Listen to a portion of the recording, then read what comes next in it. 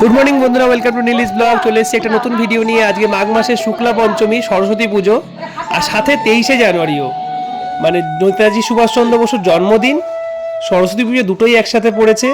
সকাল সকাল যেটা রেওয়াজ, হলুদ মেখে স্নান করে রেডি হওয়া, তোমাদের সোনামানিও রেডি হয়ে গেছে একটা নতুন শাড়ি ব্লাউজ পরে অঞ্জলি দেবে বলে। চুড়ি পরছে, ডিজাইন ডিজাইন করে ম্যাচিং করে হার পরেছে। ঠাকুরমশাই এসে গেছে, পুজো শুরু হয়ে গেছে।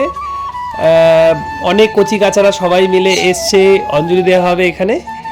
ঠাকুরমশাই আমাদেরই চেনাশোনার মধ্যে একজন। তো এই আমাদের যে বৌদিদের বাড়িতে এখানে টিয়া পাখি আছে, অনেক রকম টিয়া পাখি আছে, তাই ডাকছে কিচিরমিচির করে। আর তোমাদের সোনামানি তো বুঝতেই পারছো, যেখানেই রয়েছে ওখানে ওকেই দায়িত্ব দেওয়া হয়েছে ফুল টুল দেওয়ার জন্য। ও সব একসাথে ফুল টুল দেবে। আরেকটা কথা বলে রাখি, আজকে নেতাজি সুভাষচন্দ্র বসুর 129তম জন্মবার্ষিকী।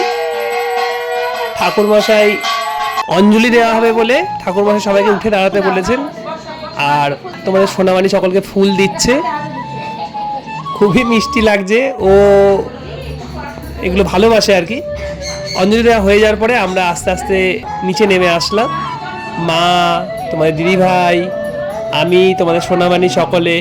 ও বেশ পরিপাটি করে শাড়িটা পরেছে, গুছিয়ে নিয়েও নামছে। তোমরা কেমন সরস্বতী পুজো কাটিয়েছো কমেন্টে জানিও। আর এই যে সরস্বতী ঠাকুরটা, তোমরা হয়তো বলবে ঠাকুরটা কোথায়, এই জন্য আমি একটু জুম করে ঠাকুরটা তোমাদের দেখালাম। যে বই দেওয়া, কোনো বাদ্যযন্ত্র দেওয়ার যে রিচুয়ালটা, তোমরা আশা করি সকলে দিয়েছো। তোমাদেরও পুজোটা খুব ভালো কেটেছে, খুব খিদে পেয়ে গেছিলো সকলের।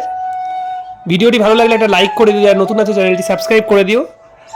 আর আরও কী কী ধরনের তোমরা ভিডিও চাইছো, তোমরা কেমন আনন্দ করেছো, সেটা আমাদের সঙ্গে শেয়ার করো। আশা করি তোমরা সকলে ভালো আছো। Stay tune Nilish blog.